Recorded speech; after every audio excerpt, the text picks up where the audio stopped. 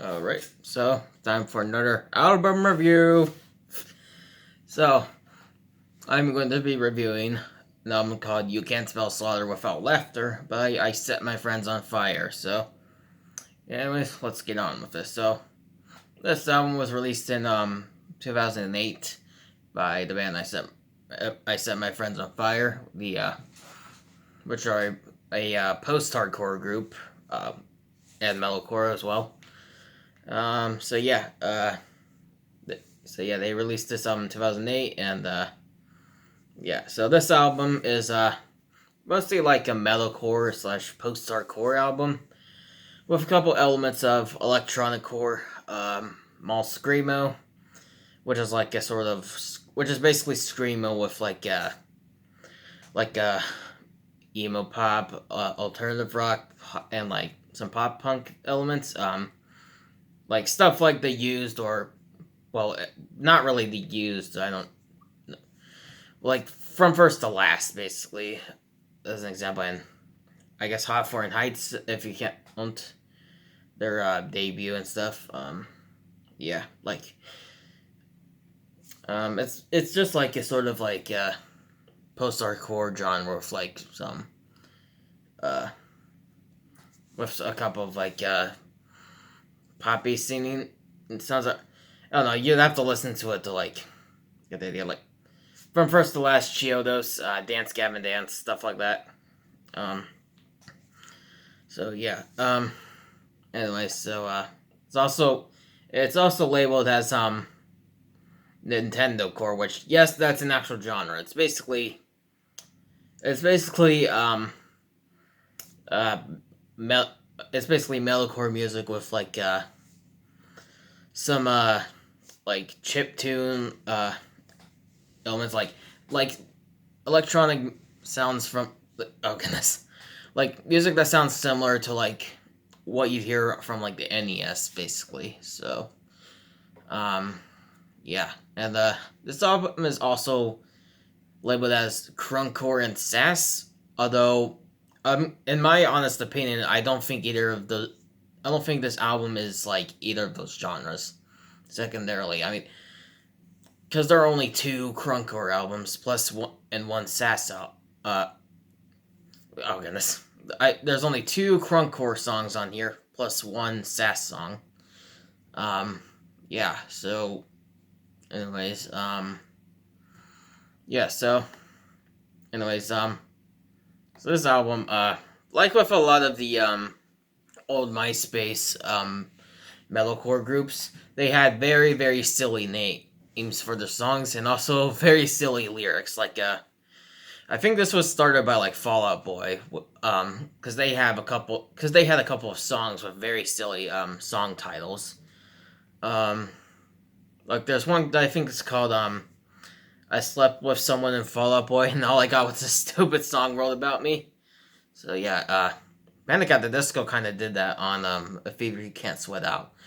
Like lying is the most fun or had it with a girl taking her clothes off. I think is one. And there's nails for breakfast. There's tax for snacks. I think. So yeah, and it's good.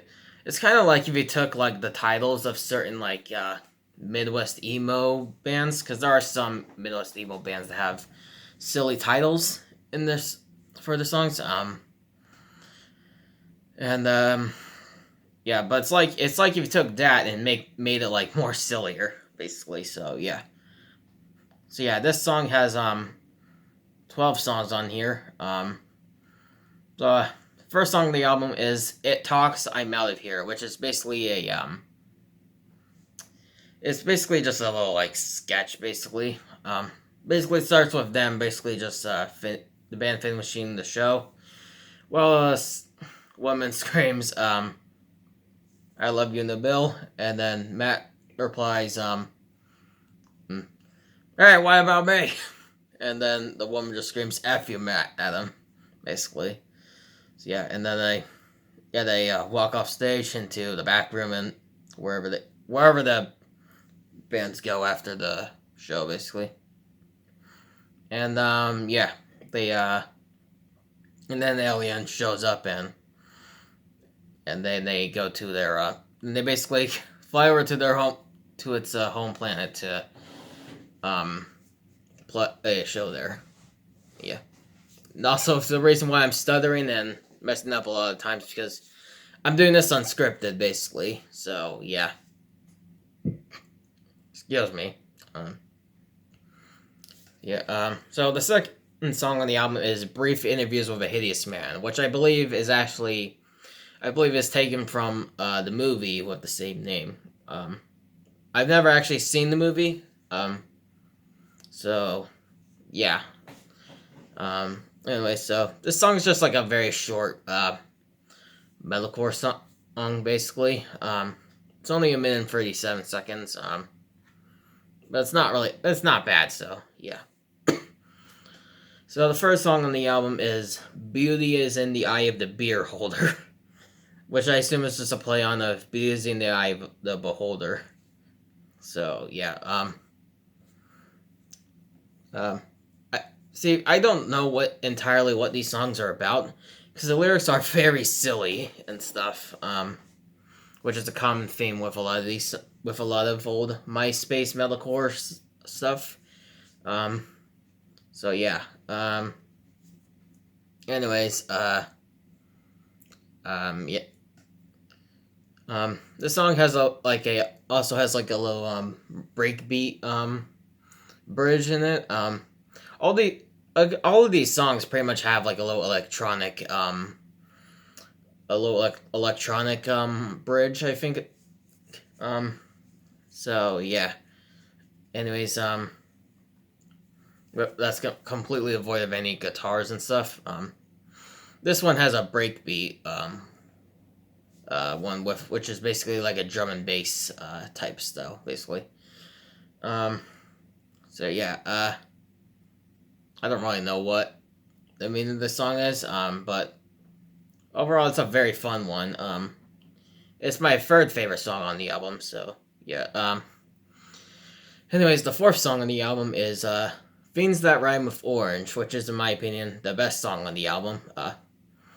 This song is this song does include a lot of Nintendo core elements and stuff at the beginning of the song, of course, and then the little bridge in the song as well.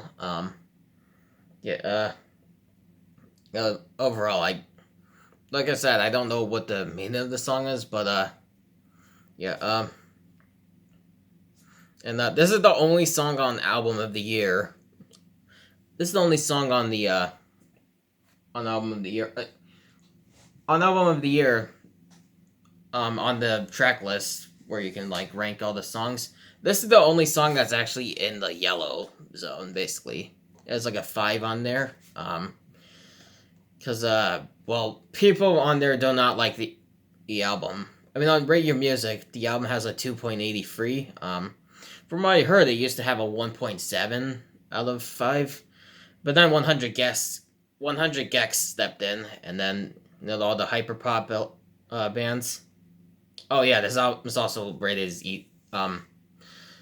tagged as easycore as well. I forgot about that. Yeah. Anyway, so yeah. Yeah. So yeah. People on Album here do not like this album. It has like a 41 in there. It used to have a 5 on there until Brad Tasting Music stepped in and reviewed it. And yeah, the album dropped to like a 38, I think, on there. So yeah. Anyways, yeah. So I like the music video for the song too. Yeah, it basically has this. Basically, it's about like some orange monster that basically meets this guy after he's like just basically being bullied by some people and stuff. Yeah. Honestly, it kind of looks a little bit like some Nights on off of Yo Gabba Gabba, which is like an old show that I used to watch as a kid. Which honestly, as a kid, I used to like that show, but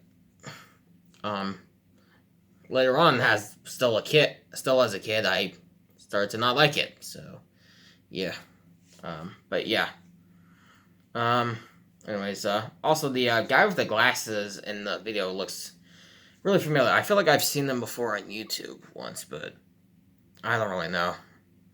But yeah. Anyways, fifth song on the album is ASL. So yeah, this gosh dang it, I'm not good at describing the sound of songs, so yeah. So forgive me for that, y'all. Anyways, yeah, so this song also has a lot of breakbeat parts involved in it. And yeah. So it also has like a spoken word part in it, which is like a very fast paced talking, basically. Which it kind of reminds me of like back in like the day, there would be like old like there would be commercials where they like advertise like a product or something, and at the afterwards there'd be like a screen with like some text and a number on it with the video of the product at the top left or right, and then there'll be like some there'll be like a guy at the end basically like talking fast at the end. Yeah, I tried to look for a commercial with that in it, but I couldn't find it. So yeah. Yeah, so yeah, I couldn't find one, but hopefully y'all know what I'm talking about, basically. So yeah. So the fifth song on here is just an interlude, basically. You know, not really much to say about it. It's just an electronic interlude, basically. So yeah. Then the seventh song on the album is Ravenous Ravenous Rhinos. Yeah, silly name. Yeah. Again, no idea what this song is about. It also has a little bit of a bit pop session as well. So yeah. Then the eighth song of the album is Hardcore Two Step, or HXC Two Step, as the album has it labeled as. This is the first crunkcore song on the album. And in my opinion, it's probably the worst song on the album. It's not bad. It's okay. In my opinion, but not great. I like the beat though. It's I think the beat is pretty catchy and stuff. Of course, the lyrics are not very good. In my opinion. It's catchy though. So yeah. I think I might have actually looked up the meaning of the song before, but I don't remember what it was. So yeah. Obviously, I could go to Genius and look it up, but well, that would be cheating because you can't just look up the flipping meaning of a song while you're reviewing it, basically, as I'm doing right now. That'd be cheating. So yeah. Anyways, the ninth song on the album is WTF WJD, which I think stands for what the F would Jesus do, basically. So yeah. I would say this is probably the second best song on the album. It's pretty fun. And stuff. And I keep wanting I keep getting tempted to vote Nintendo Core in this song because the electronic part in this which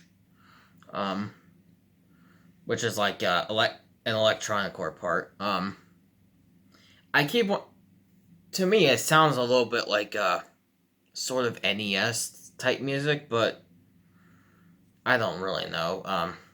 But yeah, and also the outro of this song, the singing, I don't know why it makes me think of this. It sounds like the singing sounds like something that I would have heard back on like Disney Channel back in like the late 2000s. I mean like the late 2010s, or not like oh my gosh, the early 2010s. I mean, because that's kind of when I started watching Disney Channel and stuff. So yeah, I don't know why, but the singing on it reminds me of that for some reason.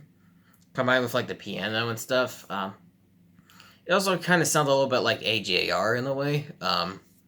which AGR is like a boy band type group. They're not very good. I think they're like I think some of their stuff is okay, but they also have a few bad stuff that they have. Yeah, they're not very good. Stuff, but yeah. Anyways, the seventh song on here is "Cranked Out," which is actually a cover of the song by Soulja Boy. This is the last Crunkcore song on the album. A lot of people actually refer to this as Soulja Boy Screamo, which is fair because it's, well, a Soulja Boy cover with screaming in it, basically. So yeah, it also has a deathcore outro as well. So yeah,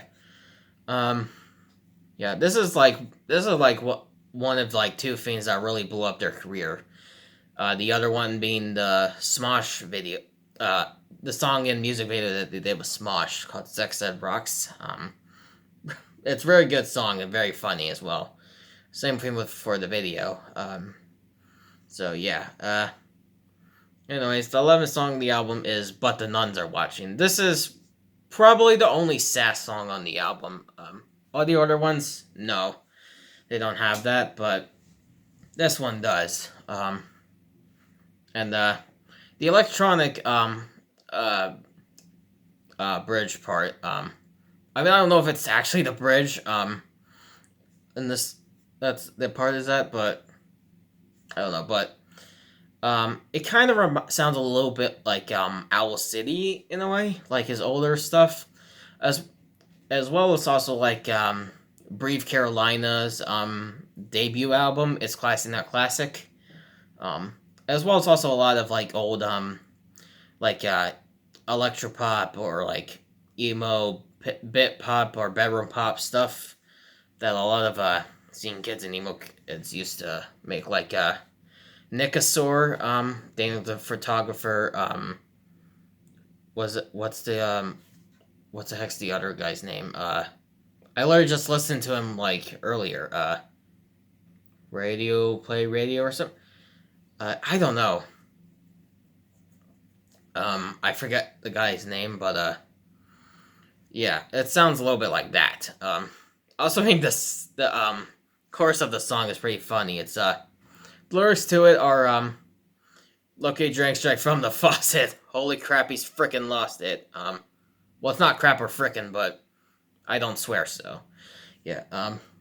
We only enjoy fine sparkling water fed something adhesive to your daughter. Yeah, it's pretty funny. So yeah. Then the final song on the album is Reese's Pieces. I don't know who John Cleese is. Yeah. This is the longest song on the album. It's 6 minutes and 26 seconds. Yeah. So this song is also pretty dang good as well. It has some mathcore elements as well. And yeah. Anyways, so yeah. Anyway, so overall, this album is very fun, very good. Gets me energized and stuff. I do tend to sing along and scream along to it, but well, I'm not a very good singer, and I'm not a very good screamer either. Like I don't know how flippin' metal screamers, like I don't know how metal vocalists like scream or growl without like hurting their throat, because I cannot do that. So yeah. But I hope I can figure out how to stop like hurting my throat when I do that. So yeah. Overall, this album I give it 10 out of 10. And yeah, so I would definitely recommend checking this out.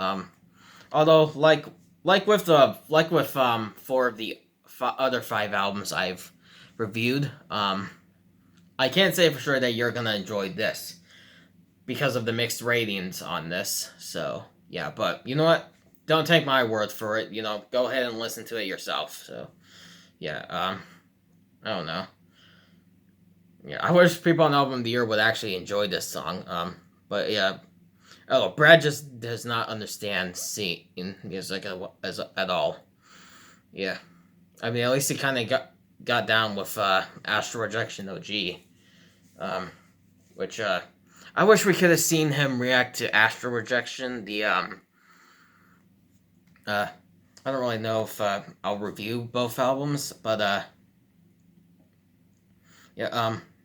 Put it simply, Astral Rejection OG is basically like it was originally set to release in 2010, but the label that they were using shelved it, and so they had to, and then they recorded it, and then that album was released in 2011. Yeah, I wish we could have seen him react to it, but I mean, after the recent events, who knows if that's even gonna happen? But who knows?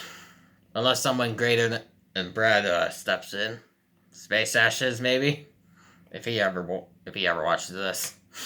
But yeah. Anyways, so yeah. Anyways, that's about it for the review. So I'll leave a link to the album in the description if you want to go listen to it. And yeah. So hope you all enjoyed, and I'll see y'all in the next video.